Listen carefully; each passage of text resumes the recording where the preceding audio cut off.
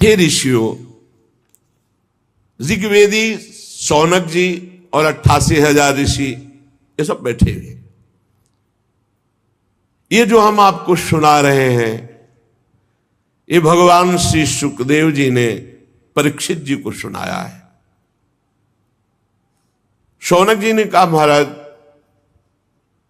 किस स्थान पर ये कथा श्री शुकदेव जी ने परीक्षित जी को सुनाई, कारण क्या था? मुनि श्रेष्ठ श्री कृष्ण द्वैपायन भगवान व्यासदेव जी ने इस परमहंस संहिता की रचना की। श्री सुखदेव जी महाराज तो बड़े योगी, समदर्शी, भेदभाव रहित और संसार निद्रा से जगे हुए महापुरुष हैं। वो प्राय ऐसे छिप करके चलते हैं कि लोग उनको पागल समझते हैं। बड़ी ऊंची स्थिति श्री सुखदेव जी महाराज की। एक बार जब व्यास जी पीछे पीछे जा रहे थे सुखदेव जी के, तो वहां नदी में कुछ युवतियां स्नान कर रही थी। तो आगे सुखदेव जी दिगंबर निकले तो उनको कोई लज्जा नहीं आई, पर वस्त्र पहने जब व्यास जी निकले तो सब झट से बाहर आकर वस्त्र धारण कर लिया। आश्चर्यचकित होकर के व्यास जी ने उन युवतियों से पूछा, ऐसा भेद क्यों? मेरा जवान पुत्र 16 वर्ष की अवस्था दिगंबर, तुम्हें कोई संकोच नहीं, लेकिन मेरे को वयोवृद्ध को देख करके, वस्त्र धारण किए हुए को देखकर लज्जा क्यों? तो उनका, महाराज आपकी ज्ञान दृष्टि अमोघ है, पर आपकी दृष्टि में अभी स्त्री पुरुष है, परंतु आपकी पुत्र की दृष्टि में ब्रह्म के सिवा कुछ नहीं है, इसलिए मुझे कोई लज्जा संकोच नहीं हुआ, और आपकी दृष्टि में स्त्री पुरुष है इसलिए लज्जा लगी और हमने वस्त्र धारण किया। व्यास जी से ऊंची स्थिति श्री सुखदेव जी महाराज की। तो ये ऐसे महापुरुष कैसे परीक्षित जी के पास पहुंच गए और कथा सुनाए? क्योंकि ऐसे उच्च कोटि की अवस्था को प्राप्त जो अवधूत वेश में पहचाने ही न जा सके, तो कुरजांगल देश में जाना, हस्तिनापुर में, फिर वहां जड़वत व्यवहार वाले महापुरुष को पहचान लेना, पांडवनंदन राजर्षि परीक्षित, ऐसा सौभाग्य कैसे उदय हुआ कि महान परमहंस श्री सुखदेव जी उनको उपदेश दिए। महाभाग मैं सुनना चाहता हूं। श्री सुखदेव जी गृहस्थों के घरों में अगर कभी भिक्षायाटन के लिए गए तो बहुत विनय करने पर उतनी देर रुके जितनी देर गाय दुही जाती, इससे ज्यादा कभी नहीं रुके। फिर 7 दिन रुककर कथा सुनाला ऐसे महापुरुष को। सूत जी हमने सुना है, अभिमन्यु नंदन महाराज परीक्षित भगवान के बड़े प्रेमी भक्त थे। उनके जन्म में भी बड़ा आश्चर्यमय प्रसंग घटा। ये पांडव वंश के गौरव बढ़ाने वाले सम्राट थे, भला इनको शाप क्यों मिला? ऐसे भगवत प्रेमी, ऐसे धर्मात्मा राजा, और फिर ये सर्वस्व त्याग करके आमरण अनशन व्रत लेकर गंगा किनारे बैठ गए। अरे महाराज परीक्षित इतने बलवान राजा थे कि शत्रु पक्ष के राजा इनके चरण रखने की चौकी में आकर रत्नों के ढेर समर्पित करते थे। इन्होंने दुस्त्यज लक्ष्मी परिवार का मोह त्याग कर गंगा किनारे भूखे प्यासे रहकर प्राण त्यागने की इच्छा की। मुझे लगता है कि जो भगवान के आश्रित हैं, संसार के परम कल्याण अभ्युदय समृद्धि के लिए ही वो जीवन धारण करते हैं। उनका अपने शरीर से कोई स्वार्थ नहीं रहता, फिर वो शरीर त्याग की बात क्यों सोचे? ये मैं जानना चाहता हूं। सूत जी आपको वेदवाणी छोड़कर अन्य समस्त शास्त्रों का पूर्ण ज्ञान है, इसलिए इस समय जो हम आपसे प्रश्न कर रहे हैं आप कृपा करके बताइए। सूत जी ने कहा, इस समय वर्तमान चतुर्युगी के तीसरे युग द्वापर में महर्षि पराशर के द्वारा वसुकन्या सत्यवती के गर्भ से भगवान का कलावतार योगीराज श्री कृष्णद्वैपायन व्यास देव जी के रूप में जन्म हुआ। भगवान व्यास देव जी सूर्योदय के समय सरस्वती के पावन जल में स्नान करके फिर एकांत स्थान पर बैठे हुए थे। भगवान व्यास देव जी भूत भविष्य वर्तमान सब कुछ ऐसे देखते हैं, वर्तमान की तरह। जैसे हथेली पे आंवला रखा हो चारों तरफ देख सके, ऐसे वो अनंत ब्रह्मांडों को देख सकते हैं। वो भूत भविष्य वर्तमान तीनों कालों के ज्ञाता है। बड़ी दृष्टि अचूक थी। उन्होंने देखा कि एक कलयुग सबकी बुद्धि भ्रष्ट करेगा, भगवत प्राप्ति में बाधा पहुंचा देगा, धर्म का ह्रास हो जाएगा, धर्म संकरता फैल जाएगी, वस्तुओं का पवित्रता और उनमें जो जीवनी शक्ति वो सब ह्रास होती चली जाएगी, संसार के लोग श्रद्धाहीन होते चले जाएंगे, सब शक्ति रहित होते चले जाएंगे, सबकी बुद्धि कर्तव्य का क्या ठीक ठीक निर्णय करने में असमर्थ हो जाएगी। ये कलयुग वर्ण और आश्रम व्यवस्था को भंग कर देगा। देख लो कर रहा है। लोगों की भाग्यहीनता बढ़ती चली जाएगी। दिव्य दृष्टि से देखकर संसार का कैसे मंगल हो, यह विचार।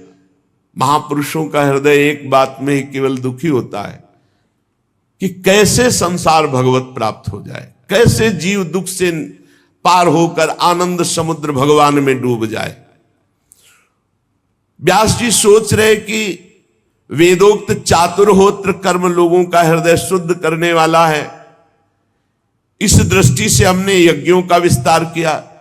एक वेद के 4 भाग किए, ऋग्वेद, यजुर्वेद, सामवेद, अथर्ववेद। इतिहास पुराणों की रचना की जो 5वां वेद। ऋग्वेद को पैल ऋषि, सामगान को जैमिनी ऋषि, यजुर्वेद के एकमात्र स्नातक वैशंपायन जी, अथर्ववेद में दरुण नंदन सुमंत मुनि जी। इतिहास और पुराणों में उग्रश्रवादी कह रहे मेरे पिता रोमहर्षण जी।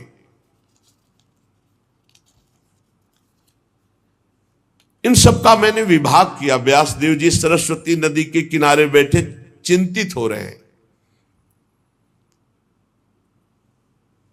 पर कलयुग आएगा तो वेद को पढ़ पाना, सिद्धांत समझ पाना बड़ा कठिन है। इसलिए कल्याण हो जाए ऐसे आचरणों में सब चूक कर बैठेंगे, क्योंकि ज्ञान नहीं रहेगा। अब उनका भी कल्याण हो जाए जिनकी ज्यादा बुद्धि काम नहीं करती, मन चंचल है, इंद्रियां भोगों में लगी हैं। भगवान व्यासदेव जी ने विचार किया, वेदों का सार हमने पूरे महाभारत में रख दिया। कोई ऐसा सूत्र नहीं, कोई ऐसा श्लोक नहीं, किसी भी ज्ञान वैराग्य भक्ति का जो महाभारत में न रचा गया हो, सब कुछ है। पूरी शक्ति लगा करके हमने जीवों के कल्याण के लिए महाभारत की रचना की। फिर भी आज मेरे मन को शांति नहीं मिल रही। ऐसा लग रहा है कि सहज सरल मार्ग भी जगत के कल्याण के लिए हमने प्रकट नहीं किया। व्यास जी मनी मनी ऐसा विचार करके बड़े खिन्न हो रहे हैं। व्यास जी सोच रहे मेरी खिन्नता कब कैसे मिट सकती है। मैंने निष्कपट भाव से ब्रह्मचर्य व्रत धारण किया, वेदों का स्वाध्याय, गुरुजनों का, अग्नियों का सम्मान, महाभारत के रूप में पूरा वेद का रहस्य खोल दिया। मैं ब्रह्म तेज से संपन्न हूं और समर्थ हूं, फिर भी आज खिन्नता क्यों? हमें लगता है कि भगवान को प्रिय, भगवान की प्राप्ति कराने वाला सहज सरल मार्ग हमने अभी प्रकाशित नहीं किया, इसलिए मेरा हृदय खिन्न हो रहा है। भगवान व्यासदेव जी इस प्रकार जब खिन्न होकर सोच ही रहे थे, तेभी देखा वीणा की झनकार करते हुए नारायण नारायण देवर्षि नारद जी। देवर्षि नारद जी को आया देखकर व्यास जी खड़े हो गए और देवर्षि नारद जी का पूजन किया। सुखपूर्वक वीणा पाणी भगवान नारद जी को विराजमान किया, पूजन किया। व्यास जी की तरफ देखकर नारद जी ने कहा, व्यास जी आपका शरीर एवं मन दोनों कर्म और चिंतन से संतुष्ट है ना? आपके शरीर से कर्म और आपके मन से चिंतन दोनों सही है ना? क्योंकि आपका इस समय खिन्न अवस्था दिखाई दे रही, या आपका चिंतन या कर्म, इसी से खिन्नता उदासीनता होती है। दोनों सही है ना? आपकी तो जिज्ञासा पूर्ण हो चुकी, आप ब्रह्मबोध संपन्न महापुरुष हैं। आपने जगत कल्याण के लिए महाभारत की रचना की, वेद का विभाग किया, सब सूत्र खोल दिए महाभारत में। सनातन ब्रह्म तत्व को भी खूब विचारा है आपने, जाना है, अनुभव किया है।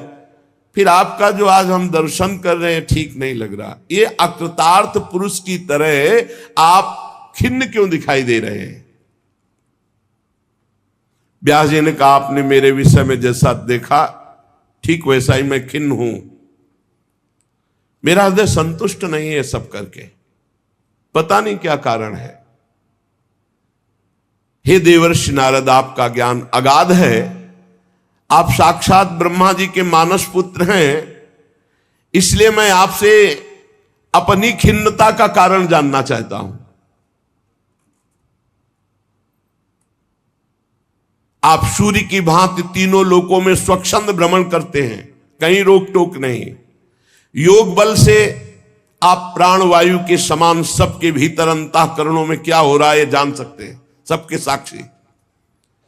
योगानुष्ठान नियम द्वारा परब्रह्म और शब्द ब्रह्म दोनों की पूर्णता ये आप में है। इसलिए आप कृपा करके बताइए कि मेरा मन खिन्न क्यों है? भगवान व्यास जी ने कहा। नारद जी ने कहा, व्यास जी एक शब्द में बोल दूं? आपने बहुत घुमा घुमा कर सब चर्चाएं की, लेकिन सीधी भगवत प्राप्ति की, भगवान की चर्चा नहीं की। जो एक मात्र भगवान की चर्चा, जो भगवान की प्राप्ति करा दे। इसलिए भवतानुदित प्रायम यशो भगवतो अमलम ये नई वासौ न तुष्येत मन्ने तद दर्शनम खिन्नम। आपके दर्शन की खिन्नता का कारण मैंने जान लिया। आपने एकमात्र सहज ऐसा उपाय नहीं रचा जिससे भगवान की महामहिमा का गान करते हुए भगवत प्राप्ति हो जाए। आपने धर्म का, अर्थ का, काम का, मोक्ष का, सब का वर्णन किया। वेदांत मोक्ष का है, लेकिन श्री कृष्ण प्रेम प्राप्ति, श्री कृष्ण की सहज में प्राप्ति, ऐसी महिमा का वर्णन, थोड़ा थोड़ा वर्णन सब है।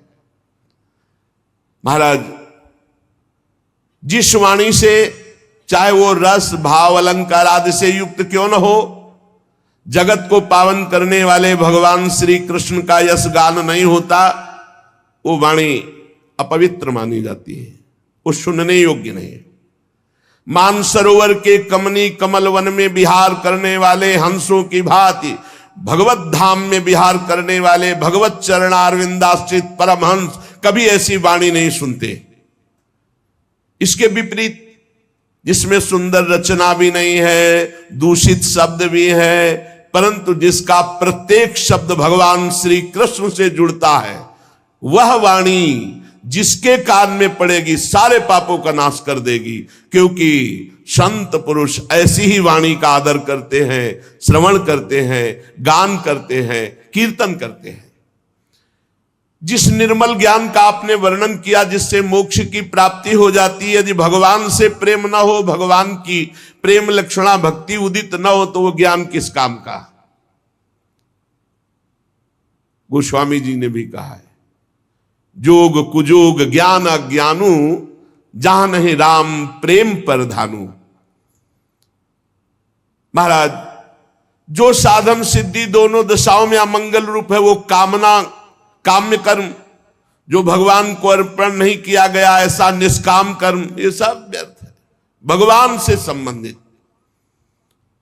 महाभाग व्यास जी, आपकी दृष्टि अमोघ है, आपकी कीर्ति पवित्र है, आप सत्य परायण दृढ़ व्रत हैं, इसलिए आप संपूर्ण जीवों को कैसे बंधन मुक्त किया जाए, इसलिए खिन्न है। वो होगा केवल अचिंत शक्ति भगवान श्री कृष्ण के लीला चरित्रों का गायन और श्रवण करने से। जो मनुष्य भगवान के नाम और रूप लीला गुण धाम के सिवा और कुछ बोलना चाहता है, उसी समय माया उसे फांस लेती है। सेवक जी महाराज कह रहे हैं, तब सुख हरिवंश गुण नाम रसना रटत, और बहुवचन अति दुख दानी, हानि हरिवंश के नाम अंतर परे, लाभ हरिवंश उच्चरत बानी।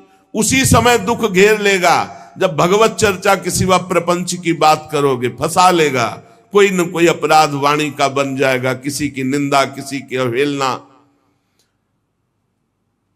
देवर्षि नारद जी कहते, जब कोई मनुष्य भगवान की चर्चा के सिवा और कुछ बोलने की इच्छा करता है, उसी समय भगवान की माया उसको चक्कर में फंसा लेती है, उसकी बुद्धि अपवित्र हो जाती है। जैसे हवा के झकोरों से डगमगाती हुई डोंगी को कहीं भी ठहरने का ठौर नहीं मिलता, ऐसे भगवत विमुख बुद्धि चंचल होकर माया में भ्रमित हो जाती, उसे कहीं ठौर नहीं मिलता। भगवान अनंत, कोई विचारवान विवेकी पुरुष संसार की वार्ता छोड़कर भगवान की चर्चा करता है, संसार की बातें सुनना बंद करके भगवान की बातें सुनता है, और वो परमानंद का अनुभव करता है। इसलिए जगत के कल्याण के लिए अब आप भगवान की लीलाओं का गायन कीजिए। बड़ी जोर की बात देवर्षि नारद जी यहां कह रहे, त्यक्त्वा स्वधर्मम चरणाम्बुजम हरेर, भजन पक्कोथ पते ततो यदि। बहुत जोर की बात है। यत्र क्वा वा भद्रमभूदमुष्य, किंको वार्थ आप तो भजताम स्वधर्मतः। जो अपने धर्म का त्याग करके भगवान की शरण में हुआ, मर गया, कोई भजन साधन नहीं बना। जैसे आज सुना आपने, और शाम तक शरीर पूरा हो गया, कोई भजन साधन नहीं बना। भजन न तो परिपक्व हुआ न साधन बना, तो बोले क्या उसका मंगल हो सकता है? अभी कोई साधना नहीं बनी, कोई भजन परिपक्व नहीं हुआ, क्या मंगल हो सकता है? नहीं, इतने मात्र से भगवत प्राप्ति, भगवान की शरण में हुए। त्यक्त्वा स्वधर्मम चरणाम्बुजम हरेर, ये बात समझना होगा कि अब तो सर्वधर्मान परित्यज्य मामेकम शरणम। जो भगवान ने आदेश किया, अब मैं वही स्वीकार करता हूं। त्यक्त्वा स्वधर्मम चरणाम्बुजम हरेर, ये अंदर की बात है। आज सत्संग सुना और मन में निश्चय किया कि अब सब धर्म कर्म भगवान के लिए, अब तो मेरे जीवन का एकमात्र लक्ष्य श्री कृष्ण, और मर गया, कोई साधन भजन नहीं हुआ। भजन न पक्कोथ पते ततो यदि, न भजन हुआ न कोई परिपक्व अवस्था आई, तो क्या होगा? यत्र क्वा वा भद्र मभूदमुष्य, क्या उसका मंगल हो सकता है? बोले कदापि नहीं। सीधे शरणागति का फल, सीधे शरण की प्राप्ति। और जो धर्मानुष्ठान खूब कर रहा है, भगवान की शरण में नहीं, भगवान का भजन नहीं करता, तो बोले क्या कभी उसका मंगल हो सकता है? नहीं। क्यों? ऐसे ऐसे अपराध बन जाएंगे। मान लो एक वैष्णव निंदा बन गई तो पूरे जीवन का स्वधर्मानुष्ठान सब चाट लिया। साधु अवज्ञा तुरत भवानी, कर कल्याण अखिल के हानि। भक्तन निंदा अति बुरी भूल करे, जिनको किए सुकृत बहु जन्म के क्षण में दारे खोए। कौन सा लाभ मिल जाएगा यदि हरि से विमुख होकर धर्मानुष्ठान करता है और हरि के शरणागत हो गया, सब धर्मों को भगवान के चरणों में समर्पित कर दिया और शरीर छूट गया, कोई भजन परिपक्व नहीं हुआ, तो भी उसे भगवत प्राप्ति होगी, क्योंकि वो भगवान की शरण में। त्यक्त्वा स्वधर्मम चरणाम्बुजम हरेर, भजन पक्कोथ पते ततो यदि। पक्का नहीं हुआ, सिद्ध नहीं हुआ, कुछ नहीं, शरीर छूटा भगवान को, क्यों? भगवान की शरण में था। भगवान का उभय भांति ते आनो, दोनों स्थिति में लाओ, चाहे वो कामना से हो चाहे निष्कामना से, चाहे जैसे भाव से हो, अगर मेरे शरण में आ गया तो भगवान करे कोटि विप्र बदला गए, जाहु आए शरण तजो नहीं था। इसलिए बुद्धिमान पुरुष को चाहिए कि भगवत आनंद की प्राप्ति के लिए, दुख निवृत्ति के लिए एकमात्र भगवान की शरण ले लो। भगवान खुद गीता जी में कह रहे, दैवी है सा गुणमयी मम माया दुरतया, मामे वे प्रपद्यन्ते माया में ताम तरंते। जय घोष है, तर जाएगा। वही बात देवर्षि नारद जी कह रहे हैं। तिनके से लेके ब्रह्मा तक ऊंची नीची योनियां, ये सब कर्म के फल स्वरूप हैं। ये स्वयं प्राप्त नहीं होती, कर्म के अनुसार प्राप्त होती है।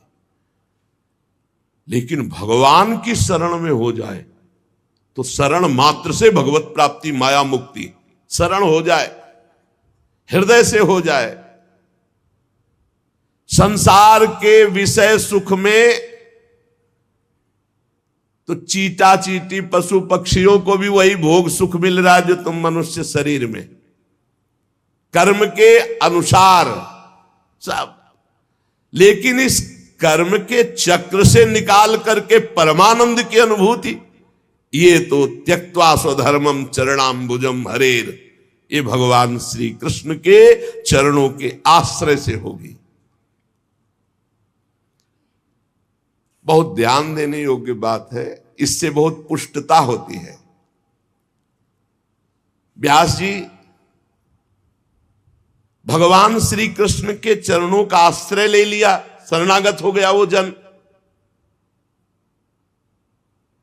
पर उसमें बुरा भाव अंदर अभी है। बहुत बहुत जोर की बात है। तो भी वो संसार में जन्म मृत्यु के चक्र में नहीं आएगा। ना वही जनो जातु कथन चनाब्रजेन, मुकुंद सेव्य न्यवदंग संस्कृतिम, स्मरन मुकुंदांघ्युपगूहनम पुनर् विहातुमिच्छेन्न रसग्रहो यतः। बड़ी बात है, बड़ी बात है, इसी से मस्ती आती है। भगवान श्री कृष्ण के चरणारविंद का शरणागत सेवक हो गया और उसमें दैवात बुरा भाव है, बुरा भाव, धर्म विरुद्ध आचरण। तो बोले क्या वो अन्य मनुष्यों तरह दुर्गति को प्राप्त होगा? बोले ना,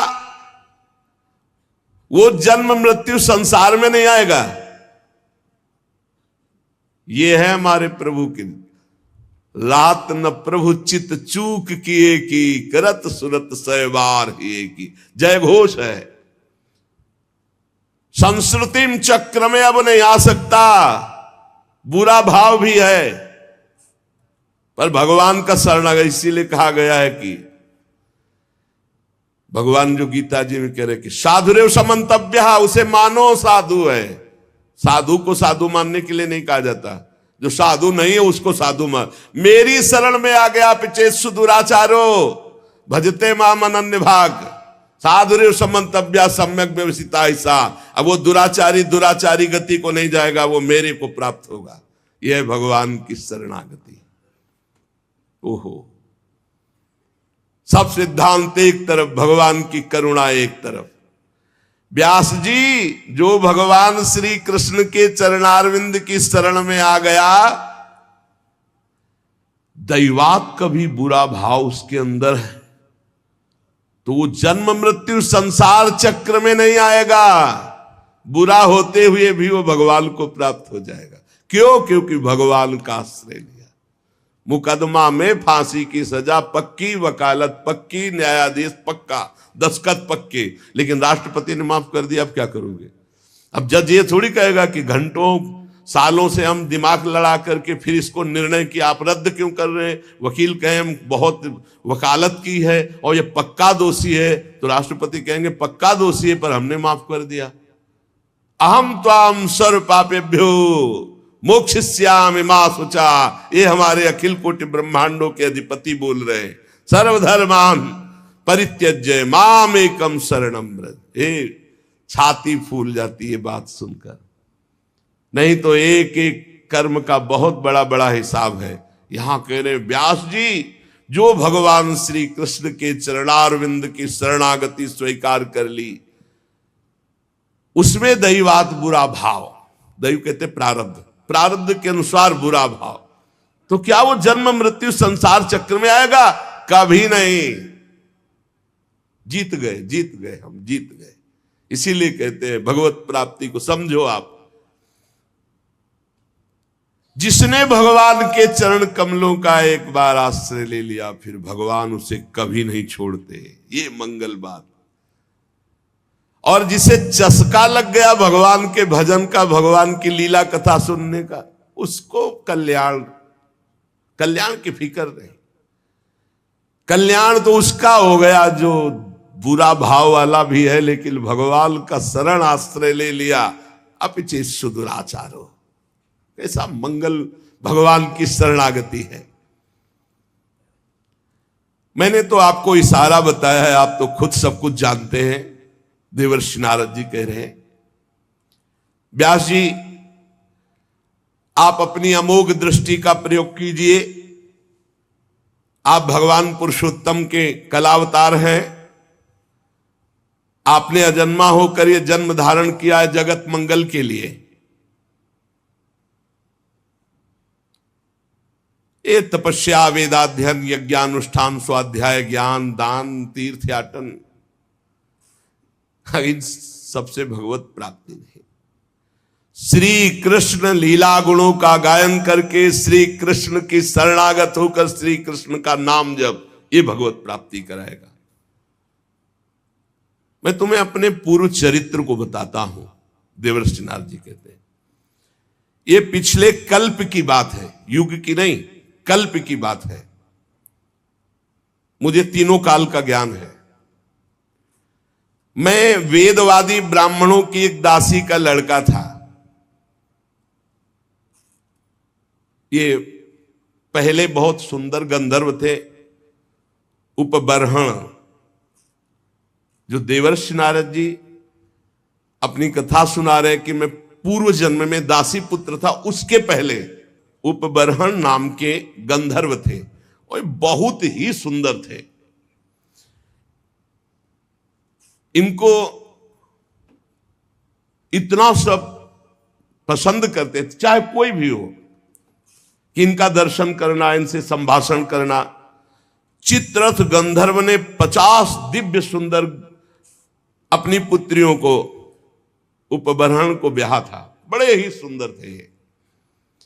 एक बार ब्रह्मा जी ने भी इनको अपनी सभा में गाने के लिए बुलाया, उपबर्हण को, भगवान का यश गाने के लिए।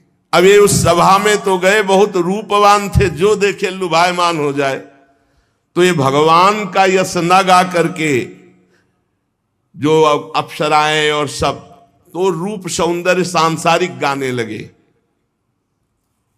ब्रह्मा जी गए, सभा में बुलाए गए हो, हरि यश गान करने के लिए तुमने सांसारिक रूपों का गायन किया, इसलिए तुम दंड के अधिकारी हो, जाओ नीच योनि को प्राप्त हो। तुम्हें गर्व है अपने इस रूप का, जाओ तुम नीच योनि को प्राप्त हो। शाप सुनते तत्काल शरीर छीण हो गया, नष्ट हो गया। और ये कालांतर में द्रुमिल गोप की पत्नी कलावती के गर्भ से प्रकट हुए। किसी कारण से द्रुमिल गोप जब पधार गए तो कलावती इनको एक लेकर, साधु सेवी ब्राह्मण थे, उनके यहां दासी भाव से रहकर इनका पालन पोषण करने लगी।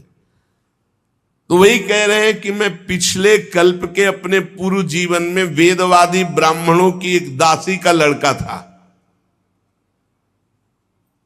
वर्षा ऋतु में चातुर्मास जैसे चल रहा है तो महात्मा जन एक स्थान पर 4 महीने टिकते, प्रायः ऐसा था।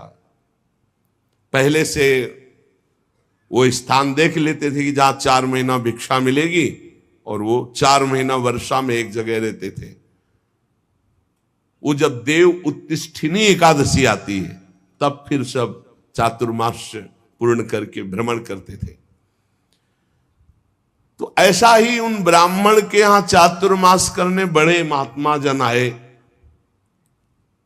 तो उन ब्राह्मण ने मुझको, मेरी बाल्यावस्था थी, देवर्षि नारद जी कह रहे, उन संतों की सेवा में नियुक्त कर दिया। देखो, संत सभा में अपराध किया, ब्रह्मा जी की सभा संत ही सभा तो है, तो नीची गति को प्राप्त हुई। अब यहां संत सेवा तो सर्वोत्तम गति को प्राप्त होंगे। मुझे संत सेवा में नियुक्त कर दिया गया। ये बड़ा सौभाग्य होता है जब संत सेवा का अवसर मिले, उनके चरण धोने का, उनको परोस के पवाने का, उनकी जूठल पत्तल फेंकने का, उनकी पत्तल से जूठे किनका लेकर, बड़ा अवश्य जो भगवत प्रेमी महात्मा। ये संसारिक लोग उपहास करेंगे, न मत सुनना, ये संसार के रजोगुणी लोग नहीं जानते हैं। बातुल भूत विवश मतवारे, ये ते नहीं बोले वचन विचारे, तिनकर कहा सुने नहीं काना। अहो भाग्य, संतों का चरणामृत मिले, संतों की जूठी पत्तल से एक एक कण उठा के पाने का। आप खुद अनुभव करके देख लेना कैसा हृदय होता, रोने का मन होगा प्रभु के लिए जब संतों की जूठन मिलेगी।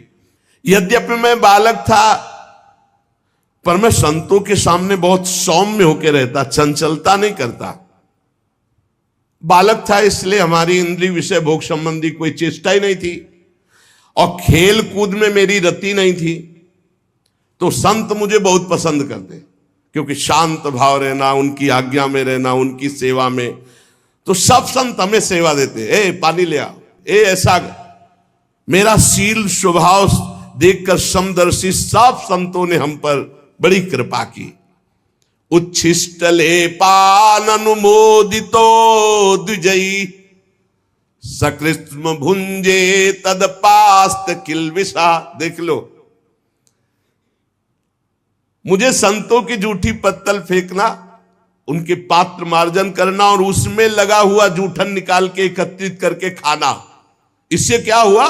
भुंजे तद पास्त किलविषा, जितने पाप थे सब भस्म हो गए। ये बड़ी बात है, ये बड़ी बात है। सब जनों को यही समझाते, जबरदस्ती आ गए, चलो संत सेवा में, चलो संत सेवा करो, चाहे आपको दोना पत्तल फेंक, कुछ भी करो। संत आ रहे हैं, आप इत्र छिड़को। संत आए, उनके चरण धो, एक रुमाल से पूछो, एक उनकी आरती करो, एक चंदन लगाओ, बैठा लो, भगवान की तरह उनको पवाओ, और जब पाके चले तो उससे जूठन उठाओ, एक एक किनका उठाकर एकत्रित करके पाओ। तो कह रहे, सत्कृष्ण भुंजे तद पास्त किलविषा, सारे पाप भस्म हो गए। जो बर्तनों में, पात्र में लगी हुई जूठन होती, उसको एकत्रित कर लेता और एकांत में उसे पाता तो भगवान के लिए रोना आता, हृदय से सारे पाप नष्ट हो गए। अब तो रोज यही सौभाग्य मिलता, चातुर्मास्य भर संतों की कथा सुनना बैठकर, उनकी जूठन पाला, उनकी सेवा करना। तो मेरी भगवान श्री हरि में अपार रुचि हो गई। रुचि, पूरा जीवन व्यतीत हो जाता है। उद्देश्य श्री भगवान भले हो, लेकिन रुचि भोग रहती है, रुचि संसार रहती है, रुचि भगवान में हो गई। ये संतों का जूठन, संतों के वचनामृत श्रवण का। प्यारे व्यास जी संतों के संग में जब भगवान की लीला कथा होती तो मैं एकाग्रता पूर्वक सुनता और रोता, क्योंकि हृदय पवित्र हो रहा है। मेरी भगवान में अपार प्रीति होने लगी, भगवान में रुचि, महात्माओं की सेवा से मेरी बुद्धि भगवान में अचल हो गई। ये बहुत बड़ी बात, बुद्धि का भगवान में अचल हो जाना। अब उस बुद्धि में शुद्ध ज्ञान जागृत हुआ। बालक ही है अभी, ये संपूर्ण संसार असत है, ये ब्रह्म स्वरूप में कल्पित है, ये सत्य नहीं है। मैं ऐसा देखने लगा, ये बहुत ऊंची स्थिति। इस प्रकार शरद और वर्षा, इन दो ऋतुओं में तीनों समय महात्माओं का चरण धोना, महात्माओं की जूठन पाना, महात्माओं के वस्त्र धोना, उनके पास बैठकर भगवान की चर्चा सुनना, मेरे चित्त से रजोगुण तमोगुण का पूरा नाश और विशुद्ध त्रिगुणातीत भक्ति का प्रादुर्भाव हो गया। तस्यैवं मेनुरक्तस्य प्रसितस्य हतैन सह श्रद्धानस्य बालस्य दान्तस्यानुचरस्य च। मेरा संतों में बड़ा अनुराग हो गया, बड़ी प्रीति हो गई।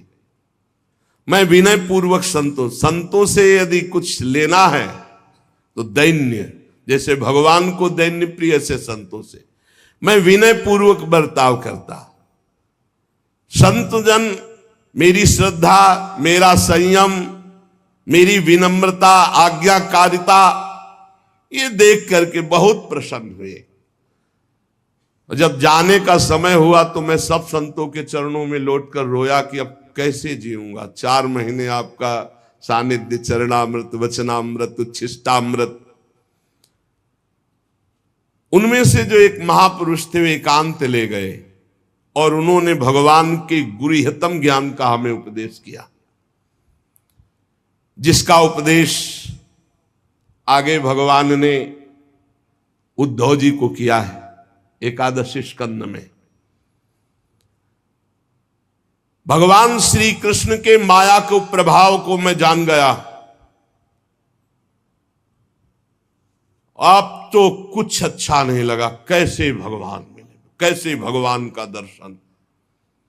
सत्य संकल्प व्यास जी पुरुषोत्तम भगवान श्री कृष्ण के प्रति समस्त कर्मों को समर्पित कर देने से और निरंतर भगवान की स्मृति से तीनों तापों का नाश करने वाला शुद्ध ज्ञान प्रकट हो जाता है।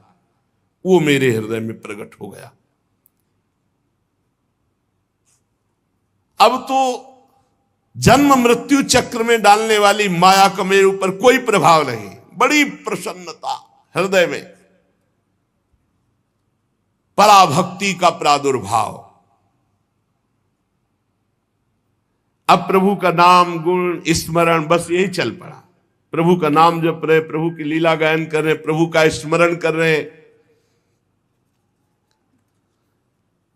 कभी कभी एकांत में, हे प्रभु मैं आपको नमस्कार करता हूं, हे प्राणाधार आपका कैसे साक्षात्कार होगा, ऐसे प्रार्थना करता।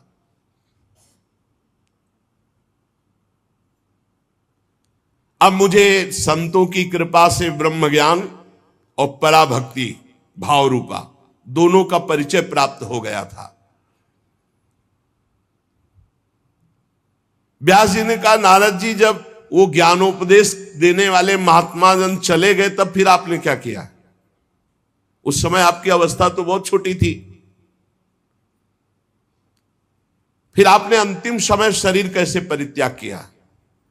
तो आप इस समय पूरी याद रखे हुए हैं। काल तो सब स्मृति का नाश कर देता है। आपको पूर्व कल्प की स्मृति कैसे? पीछे युग की नहीं, पूर्व कल्प की। देवर्षि नारद जी ने कहा, जब मुझे ज्ञान देने वाले महात्मा गण चले गए तो मैं भगवान का नाम जब, भगवान का ध्यान, भगवान का स्मरण करते हुए, बहुत छोटी अवस्था थी, समय व्यतीत कर रहा था। मैं अपनी मां का इकलौता लड़का था, वो मुझे बहुत प्यार करती थी। ये मुझे पच नहीं रहा था, ये मुझे पच नहीं रहा था कि मां मुझे प्यार कर रही। मैं ही उसका सहारा था, इकलौता लड़का। मैंने भगवान से प्रार्थना की, प्रभु मां के स्नेह पास से मुझे मुक्त करो। देखो, जननी जनक बंद सुत दारा, तन धन धाम सुहृद परिवारा, सबकी ममता ताग बटोरी, मम पद मनई बांध बर डोरी। मेरी योग क्षेम की चिंता मां बहुत करती, हर समय खाया कि नहीं खाया, ऐसा वैसा, और ये मुझे बहुत अखरता, क्योंकि मेरे ध्यान में विक्षेप पड़ता। कठपुतली जैसे नचाने वाले की इच्छा के अनुसार नाचती है। भगवान व्यासदेव जी से देवर्षि नारद जी कहते, संसार चक्र जिनसे चलता है वो ईश्वरों के ईश्वर भगवान श्री कृष्ण। मैंने भी सोचा भगवान का जब विधान कोई होगा तभी मुक्त हो पाऊंगा। अभी 5 वर्ष की अवस्था थी, मुझे देश काल का कुछ ज्ञान नहीं था। एक दिन मुझे सूचना मिली कि मेरी मां गौ दूहने के लिए घर से बाहर निकली थी, रास्ते में काले सर्प ने डस लिया। अब सर्प का क्या दोष, पैर छू गया होगा, काल की प्रेरणा, उसने डस लिया। मां पधारी, मैंने सोचा महामंगल हो गया। ये लो, यह है भक्तों का हृदय। महामंगल में जोई जोई प्यारो करे, सोई मोहि भावे। अब तो कोई रोक टोक नहीं ना, कोई प्यार कर। भक्तों को डर किससे लगता है जानते हो? नफरत करने वालों से नहीं, प्यार करने वालों से। जो भगवान के प्रेमी जन होते हैं वो अपमान तिरस्कार निंदा करने वालों से कभी डरते नहीं, लेकिन प्यार करने वाले से डरते हैं। श्रद्धावान जो हो, कहीं हमारी चित्त वृत्ति इधर न चली जाए। नारद जी ने कहा महामंगल, महामंगल, बड़ा अनुग्रह है, और चल पड़े उत्तर दिशा की ओर। बस चलते ही गए, नगर गांव देश, खाने खेड़े नदी, इन सबको पार करते हुए आगे देखा बड़ा शीतल जल, जो जलाशय विशाल है, कमल खिले हुए हैं, पक्षी कुहुक रहे, भौरे मड़रा रहे। बालक 5 वर्ष का अकेला ही इतना लंबा मार्ग तय करके, नरकट बांस सेठा कुश कीचक ऐसे जंगल में, वहां सांप उल्लू सियार भयंकर जीवों का घर, पर मुझे भय नहीं लगा, क्योंकि मैंने जान लिया था कि वही होगा जो श्री कृष्ण रचे हैं। मुझे जोर से प्यास लगी थी, बालक था ही, इंद्रियां शिथिल हो गई थी, भूखा भी था। अब उस बढ़िया सरोवर में स्नान किया और जल पान किया, थकावट मिट गई। पास में देखा विशाल एक पीपल का वृक्ष था, वहीं जाकर आसन लगाया और बैठ गया। भयावह जंगल, पर जैसा संत महात्माओं ने मुझे बताया था भगवान का स्वरूप, वैसे ही मन ध्यान करने लगा। एकांत भक्ति भाव वशीकृत चित्त द्वारा जे भी आर्त भाव से भगवान को पुकारा, मेरे नेत्रों में आंसू, शरीर में रोमांच और भाव में भगवान प्रकट हो गए। भगवान ये व्यास जी उस समय मुझे कैसे तुम्हें बतावें जो आनंद प्रकट हुआ भगवान के प्रकट होने पर। रोम रोम पुलकित हो गया, हृदय शीतल शांत हो गया, आनंद की बाढ़ आ गई, और मुझे तनिक भी ध्यान नहीं रहा मैं कौन हूं, कहां हूं, कैसा हूं। भगवान का ऐसा सुंदर रूप, मेरा मन लुभायमान हो गया। बस अभी आनंद ले ही रहा था कि सहसा रूप अंतर ध्यान हो गया। अब तो आसन से उठ खड़ा हुआ, विकल हो गया, चिल्ला चिल्ला कर रोने लगा। बहुत बार आसन लगाया, ध्यान धरने की चेष्टा की, पर वो रूप नहीं आया। बार बार विकल होकर भगवान को पुकारा, अब इस रूप के बिना मैं जी नहीं सकता। अतृप्त हो गया, अशांति बढ़ गई, कैसे प्रभु का रूप अब दोबारा देखे। वन में भटकने लगा तो आकाशवाणी हुई, खेद है, इस जन्म में अब तुम दोबारा दर्शन नहीं कर सकते। अध कचरे योगी को मेरा दर्शन असंभव। ये मैंने तुम्हारा चित्त लुभायमान करने के लिए अपनी तरफ से दर्शन दिया है। ऐ निष्पाप बालक, तुम बस इसी रूप का ध्यान करते हुए निरंतर मेरा नाम जप कर और शरीर की आयु पूरी होने का इंतजार कर। अब तुझे कोई वासना नहीं फंसा पाएगी। अल्पकाल में संत सेवा से तुम्हारी चित्तवृत्ति परम पवित्र हो गई, इसीलिए संत सेवा से प्रभावित होकर मैंने तुम्हें दर्शन दिया, ये तुम्हें लुभायमान करने के लिए। अब तुम्हारा यह शरीर जब छूटेगा तो तुम मेरे दिव्य पार्षद देवर्षि नारद के रूप में जन्मोगे, प्रकट होगे। ये भगवान ने कहा। तुम्हारा दृढ़ निश्चय कभी नहीं टूटेगा। सृष्टि का प्रलय हो जाने पर भी तुम्हें एक एक बात की स्मृति रहेगी। मैं हर समय तुम्हें देख रहा हूं, तुम निश्चिंत रहना, बस मेरे ध्यान में, मेरे भजन में शरीर छोड़ो और आओ, मैं दिव्य पार्षद रूप तुम्हें प्रदान करूंगा। मैंने आकाशवाणी जिस दिशा से हुई थी झुककर प्रणाम किया। बस लज्जा संकोच छोड़कर भगवान के नाम का कीर्तन करता हुआ समय व्यतीत करता, कब शरीर छूटे। स्पृहा, मद, मत्सर ये सब नष्ट हो चुके थे। अब तो काल की प्रतीक्षा करता हुआ केवल विचरण करता। भगवान की कृपा से मेरा हृदय कृष्ण प्रेम से भर गया। जैसे बिजली कौंधती है, ऐसे अचानक मृत्यु आई और मेरे शरीर को नष्ट कर दिया। जे भी शरीर नष्ट हुआ तो सीधे भगवान के समीप गया और भगवान ने मुझे दिव्य चिदानंदमय देवर्षि नारद शरीर दिया। ये पांच भौतिक नहीं है, ये चिदानंद है। त्रिभुवन में कहीं भी वायु के समान देवर्षि नारद जी जाते और कभी मृत्यु नहीं होनी। प्रारब्ध कर्म पांच भौतिक शरीर में होते हैं, चिदानंद में नहीं। सबको चिदानंद मिलता है जो भगवान के निजन होते, जैसे दास्य, सख्य, वात्सल्य, गोपी, सहचरी, ये सब चिदानंद स्वरूप। जब भगवान नारायण कारणों प्रणयकालीन समुद्र के जल में शयन करते हैं, उस समय भगवान ब्रह्मा जी सारी सृष्टि को समेट के, जैसे दुकानदार अपनी पूरी दुकान को समेट के घर जाता है, ऐसे सब समेट के भगवान की श्वास के साथ उनके उदर में जाके पूरी सृष्टि लेके शयन करते हैं। 1000 चतुर्युगी बीत जाने पर जब ब्रह्मा जी जगते तब सृष्टि करने के लिए तीनों लोकों के जीव सब बाहर आ जाते हैं। फिर दुकान फैला दी। ये ऐसे ही चल रहा है। मैं भगवान की कृपा से वैकुंठ से लेकर अनंत जितनी रचना है सब में बिना रोक टोक के विचरण करता हूं। मेरा कभी एक क्षण के लिए भी भगवान का भजन नहीं छूटता। और भगवान ने मुझे अपने कर कमल से स्वर ब्रह्म ये वीणा दी है, और इस वीणा में सा रे गा मा पा ध नी, सा षडज, र ऋषभ, गा गांधार, मा मध्यम, पा पंचम, धा धैवत और ना निषाद, ये सातों स्वर, सातों राग, ये सब विराजमान है इस वीणा में। षडज, ऋषभ, गांधार, मध्यम, पंचम, धैवत, निषाद, सा रे गा मा पा ध नी। ये विभूषित दिव्य वीणा है।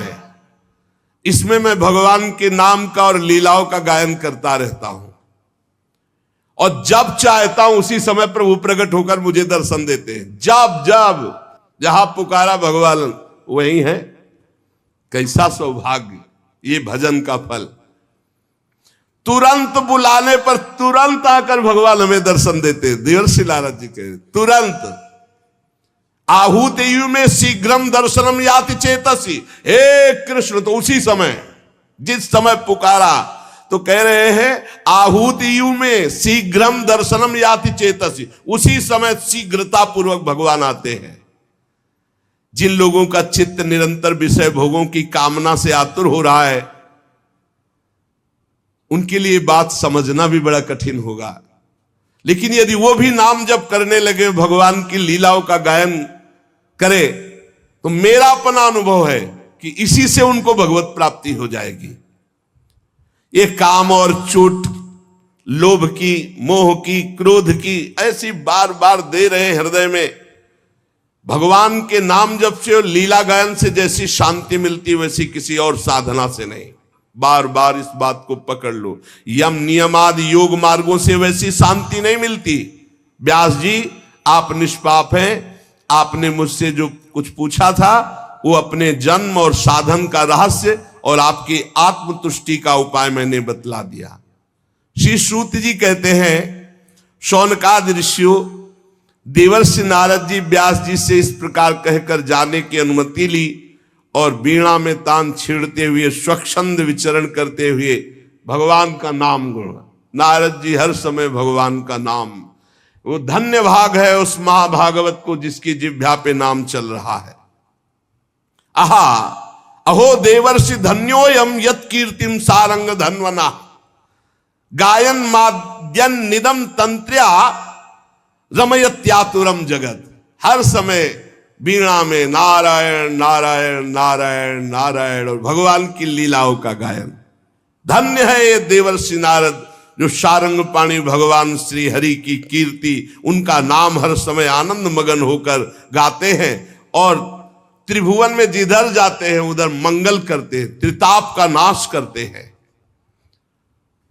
श्री शौनक जी ने पूछा, सूत जी, सर्वज्ञ एवं सर्वशक्तिमान भगवान व्यास देव जी ने जब नारद जी का ये वचन सुना, फिर उनके चले जाने पर उन्होंने क्या किया? श्री सूत जी ने कहा, ब्रह्म नदी सरस्वती के पश्चिम तट पर साम्याप्रास नामक एक आश्रम है। वहां ऋषियों के यज्ञ चलते ही रहते हैं। वहीं व्यास जी का अपना आश्रम है। उसके चारों ओर बेर का सुंदर वन है। उस आश्रम में बैठकर उन्होंने आचमन किया, बद्रीवन, और स्वयं अपने मन को समाहित किया। उन्होंने भक्ति योग के द्वारा अपने मन को पूर्णतया एकाग्र और निर्मल करके आदि पुरुष परमात्मा और उनके आश्रय में रहने वाली माया को देखा, जिस माया से मोहित होकर ये जीव तीनों गुणों से अतीत होने पर भी अपने को त्रिगुणात्मक मान लेता है और इस मान्यता के कारण भारी दुख भोगता है, जन्म मरण आदि। इस अनर्थों की शांति का साक्षात साधन है केवल भगवान का निरंतर चिंतन। पकड़ो, संपूर्ण माया से बचने का एकमात्र उपाय है निरंतर भगवान का भजन, निरंतर चिंतन। परंतु संसार के लोग इस बात को नहीं जानते हैं। यही कारण है कि उनकी दुर्गति होती है। बात पकड़ लो। इसीलिए बहुत सरल भावों से भगवान की महिमा, भगवान के सिद्धांत जिसमें भरे पड़े हैं, ऐसे श्रीमद् भागवत की संहिता की रचना की भगवान व्यास देव जी ने। इसके श्रवण मात्र से पुरुषोत्तम भगवान श्री कृष्ण के प्रति परम प्रेममयी भक्ति हो जाती है। जो निरंतर भगवान की भक्ति से हृदय भरा रहता है, उसका परिचय होता है कि निरंतर भगवत स्मरण परायण। भक्ति का क्या स्वरूप है? देवर्षि नारद जी ने बताया, तदर्पिता अखिलाचारिता तद्स्मरणेन परम व्याकुलते। हर समय भगवान के स्मरण में इतना मगन है कि स्मरण छूटने का आभास मात्र हो जाए तो परम व्याकुल हो जाए और हर आचरण भगवान को समर्पित। यही परम भक्ति योग है। जो ये भक्ति योग धारण करता है तो उसका शोक नष्ट हो जाता है, मोह नष्ट हो जाता है, भय नष्ट हो जाता है, विकार नष्ट हो जाते हैं, वो निर्विकार हो जाता है। इस महान भागवत संहिता को अपने प्रिय श्री सुखदेव जी को पढ़ा, क्योंकि यही अधिकारी दिखाई दिए भगवान व्यास देव जी को। शौनक जी ने पूछा, सुखदेव जी तो अत्यंत निवृत्ति परायण है, वो आत्मा में रमण करते रहते हैं, उनको पढ़ने लिखने का ग्रंथ अभ्यास का कैसे भाव आ गया? 18,000 श्लोक पढ़े कैसे? वो तो अपने स्वरूप में रमण करते हैं। श्री सूत जी ने कहा, जो लोग वास्तविक ज्ञानी हैं, जिनकी अविद्या की गांठ खुल गई है, ऐसे आत्माराम पुरुष भी भगवान श्री कृष्ण की हेतु रहित भक्ति किया करते हैं। क्योंकि भगवान के गुण ही ऐसे हैं। भगवान के गुण बड़े बड़े सिद्ध आत्मा रामों को भी आकर्षित कर लेते हैं। श्री सुखदेव जी तो भगवान के भक्तों के अत्यंत प्रिय और स्वयं भगवान वेद व्यास के पुत्र हैं। भगवान के गुणों ने उनके हृदय को अपनी ओर खींच लिया और वो विवश होकर के श्रीमद् भागवत का अध्ययन किया। आपने प्रश्न किया था कि महाराज परीक्षित ने राज्य लक्ष्मी त्याग करके क्यों गंगा किनारे आमरण अनशन व्रत लिया। जिस समय महाभारत युद्ध में कौरव और पांडव दोनों पक्षों के बहुत से वीर वीर गति को प्राप्त हो चुके थे, भीमसेन की भयंकर गदा के प्रहार से दुर्योधन की जंघा टूट चुकी थी,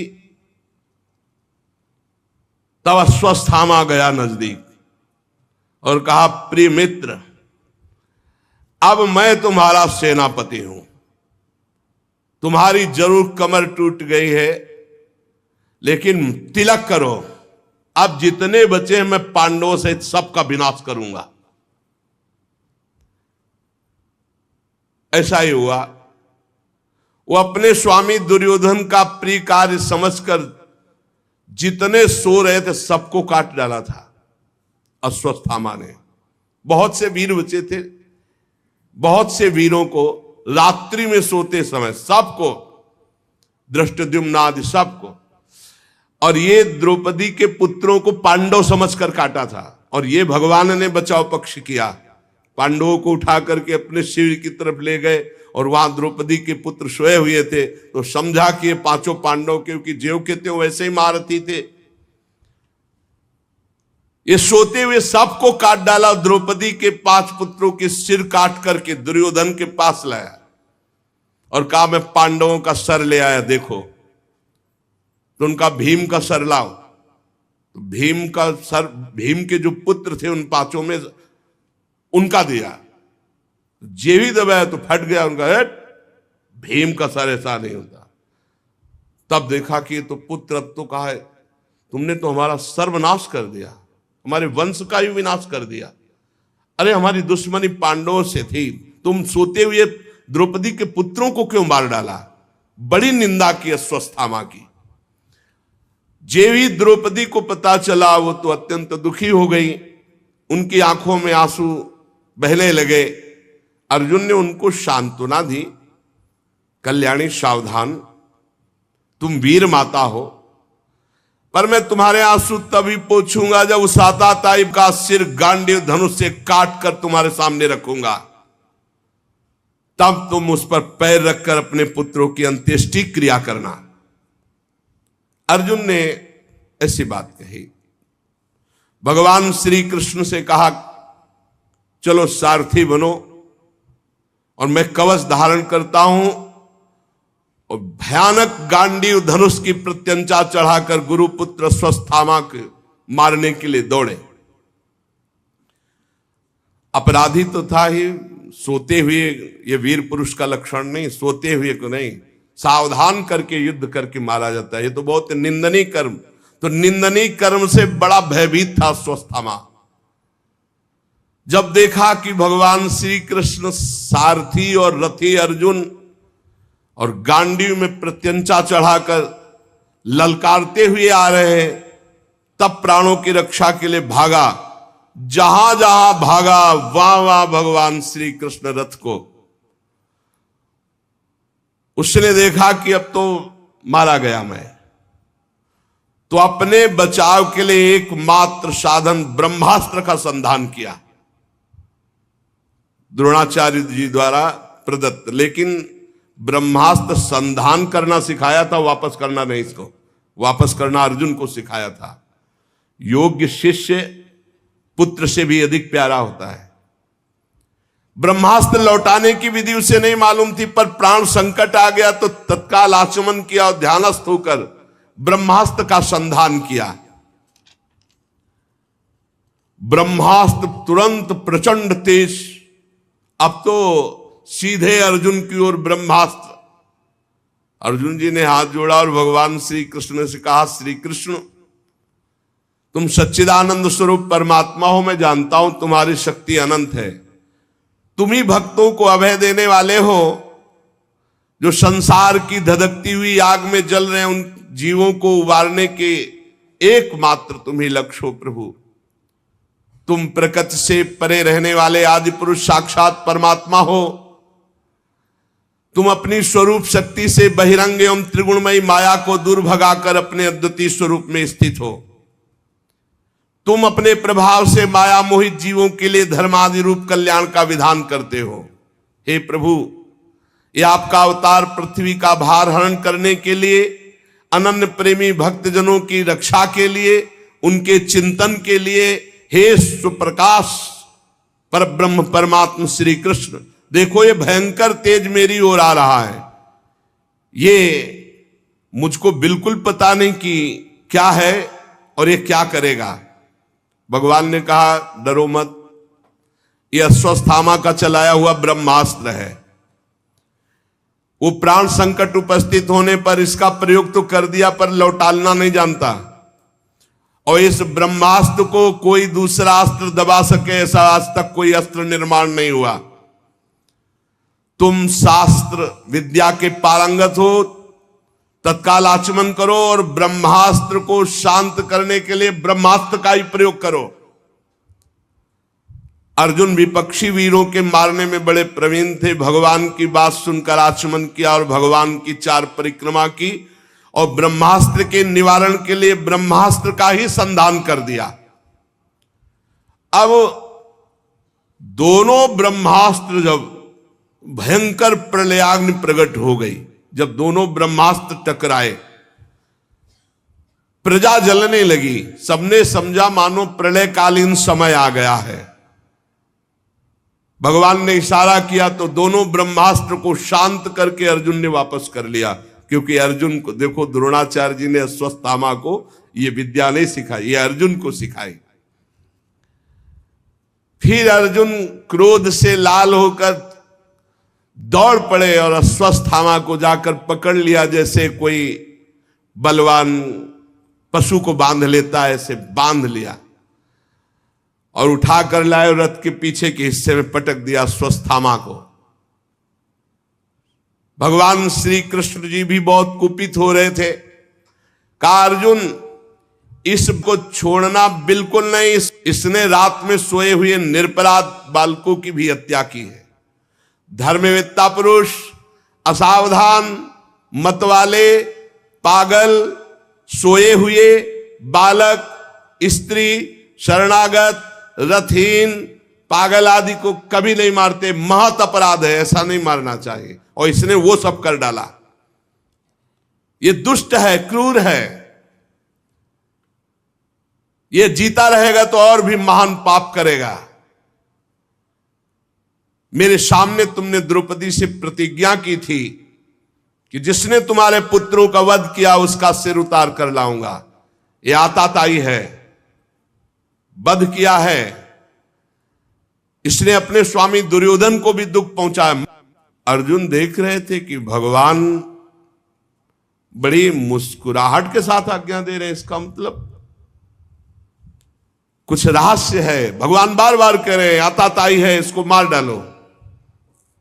भगवान रथ हाँक रहे, अर्जुन रथी पथ पे, पीछे अश्वत्थामा बंधा हुआ। अश्वत्थामा को पशु की तरह बांधकर निंदित कर्म करने से बहुत खिन्न मन, उदास। द्रौपदी जी ने जे ही ऐसा देखा तो उन्होंने कहा नहीं नहीं, हमारे गुरु पुत्र का ऐसा अपमान नहीं होना चाहिए। नमस्कार, अश्वत्थामा को प्रणाम किया और कहा तत्काल बंधन मुक्त करो। गुरु पुत्र का इस प्रकार अपमान बिल्कुल नहीं। हे अर्जुन, रहस्य सहित सारे धनुर्वेद, उनका उपसंहार जिन गुरुदेव ने दिया, वही गुरुदेव ही अपने आत्म पुत्र के रूप में विराजमान, हमको गुरु के समान इसका आदर कर रहा है। द्रौपदी जी ने कहा नहीं नहीं, जैसे मैं आज दुखी हो रही हूं ऐसे इसकी मां कृपी भी दुखी होगी। मैं नहीं चाहूंगी, छोड़ दो इसे, छोड़ दो। आर्यपुत्र तुम धर्मज्ञ हो, गुरु वंश का कभी अपमान नहीं किया जाता। गुरु वंश की सदैव पूजा करनी चाहिए, चाहे जितना भारी पाप बन जाए, कभी दंड नहीं देना चाहिए, कभी व्यथा नहीं पहुंचानी चाहिए। मैं दुखी हो चुकी, अब मैं और किसी को दुखी नहीं करना चाहती। इसकी माता दुखी हो ये मैं नहीं चाहूंगी। जो उच्छृंखल बलवान से भी चाहे जितना बड़ा बलवान हो, यदि वो गुरुकुल का अपमान करता है, गुरु वंश का अपमान करता है, तो शोकाग्नि के द्वारा वो एक न एक दिन भस्म हो जाता है। द्रौपदी की बात धर्म और न्याय के अनुकूल थी, बिल्कुल कपट नहीं, करुणा और ममता से भरी थी। अतएव राजा युधिष्ठिर जी ने भी इन बातों का अनुमोदन किया। नकुल, सहदेव, सात्यकी, अर्जुन, भगवान श्री कृष्ण वहां उपस्थित सभी नर नारियों ने द्रौपदी की प्रशंसा की। भीमसेन ने कहा कि ये सब बातें एक तरफ रखो। जिसने सोते हुए बच्चों को काट डाला, ना अपने लिए ना अपने स्वामी के लिए, बल्कि व्यर्थ में मार डाला, तुम सब हटो, इसे घूंसे से मार डालता हूं अभी। भीमसेन ने, भगवान ने द्रौपदी की भी बात सुनी, भीमसेन की बात सुनी। अर्जुन की तरफ देख करके कहा, भगवान श्री कृष्ण बोले, अर्जुन मेरी दोनों आज्ञाओं का पालन करो। द्रौपदी की भी बात रह जाए और भीम की भी बात रह जाए। शास्त्र में दो आज्ञा है, आताताई को मार डालना चाहिए कोई भी हो, और एक आज्ञा है कि कितना भी पतित नीच हो पर ब्रह्म ऋषि की हत्या नहीं करनी चाहिए। मेरी आज्ञा का पालन करो। अर्जुन भगवान के हृदय की बात ताड़ गए, तलवार निकाली, अश्वत्थामा के सिर के बाल मूड़ दिए, ब्रह्ममणि थी उसको निकाल लिया। श्रीहीन तत्काल हो गया, ब्रह्म तेज रहित हो गया। रस्सी से उसके बंधन खोले और अपमानित करके निकाल दिया। जा, तुझे जीवन दान देते हैं। ये सबसे बड़ा अपमान मृत्यु तुल्य ही होता है। मूड देना, धन छीन लेना, कठोर वचन करके धक्का कर मारकर बाहर निकाल देना, यही मृत्यु तुल्य दंड भी है और मारा भी नहीं, दोनों बातें हो गई। अब अंत्येष्टि क्रिया अपने पुत्रों की पांडवों ने की, जलांजलि अर्पित की, गंगाजल में स्नान किया।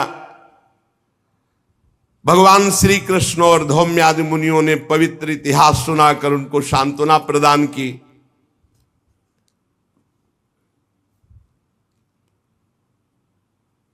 भगवान श्री कृष्ण युधिष्ठिर को राज तिलक, सिंहासन आरूढ़, सब काम ठीक अब हो गया। अश्वमेध यज्ञ करा दिए, जाने का विचार हुआ। युधिष्ठिर से और बड़े बुजुर्गों से भगवान ने कहा, अब हम उद्धव आदि के साथ द्वारिका। सबने विवश होकर के भगवान से प्रार्थना की कि अब आपको जाने की अनुमति कौन दे। आपके दर्शन मात्र से सुख मिलता है, पर जैसे आपको सुख मिले। भगवान के लिए दारुक ने रथ सजाया, छत्र चंवर आदि जैसे। भगवान बैठने ही जा रहे थे कि आवाज आई, प्रवा पाहि माम महायोगिन देव देव जगतपते नान्यम त्वद्भयम पश्चे यत्र मृत्यु परस्परम। प्रभु प्रभु रक्षा करो, रक्षा करो। आपके अतिरिक्त कोई नहीं है कि इस लोक में मुझे बचा सके, क्योंकि यहां सब परस्पर एक दूसरे की मृत्यु के निमित्त बन रहे। प्रभु ये देखो, कोई तेजो में बाण मेरे गर्भ की ओर दौड़ा रहा है। उत्तरा के गर्भ में महाराज परीक्षित थे। स्वामिन, मुझे भले मार डाले लेकिन मेरे गर्भ की रक्षा हो, मैं आपकी शरण में हूं।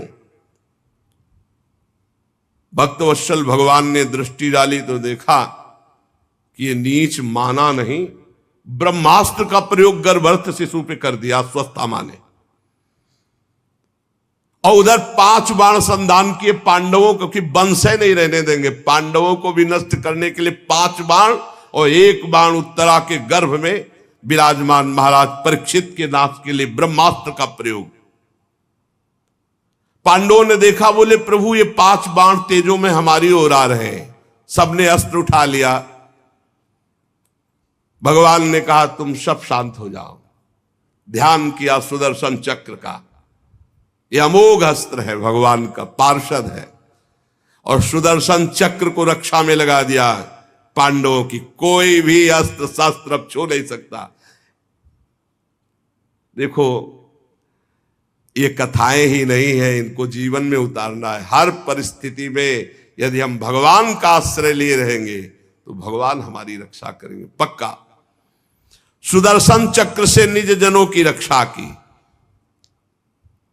योग योगेश्वर भगवान श्री कृष्ण ने जब देखा कि पांडवों की वंश परंपरा जिससे चलने उस परीक्षित के ऊपर ब्रह्मास्त्र, तो तुरंत अपने माया के द्वारा कवच रच दिया, गर्भस्थ शिशु को कवच में। सुदर्शन चक्र की रक्षा में पांडवों को ब्रह्मास्त्र अमोघ है, कोई शस्त्र उसको नहीं रोक सकता। फिर भगवान श्री कृष्ण का तेज सुदर्शन के सामने आते ही 5 बाण शांत हो गए। ये कोई आश्चर्य की बात नहीं, भगवान सर्वाश्चर्यमय है। भगवान निज शक्ति माया से स्वयं अजन्मा होकर संसार की सृष्टि, पालन और लय करते हैं। भगवान श्री कृष्ण ब्रह्मास्त्र की ज्वाला तो सुदर्शन से, और आप अंदर सूक्ष्म रूप रख करके गर्भस्थ शिशु परीक्षित की रक्षा की। बड़ा सौभाग्य परीक्षित जी का, गर्भय में भगवान के दर्शन हो गए। ब्रह्मास्त्र की ज्वाला से मुक्त कर दिया पांडवों को भी और गर्भस्थ शिशु को भी। फिर भगवान ने सांत्वना दी और कहा अब चले। जब कुंती जी ने देखा कि भगवान जा रहे हैं, भगवान के समीप आई और भगवान से स्तवन करने लगी। जो स्तवन वो आगे चर्चा। श्री राधा वल्लभ लाल की जय।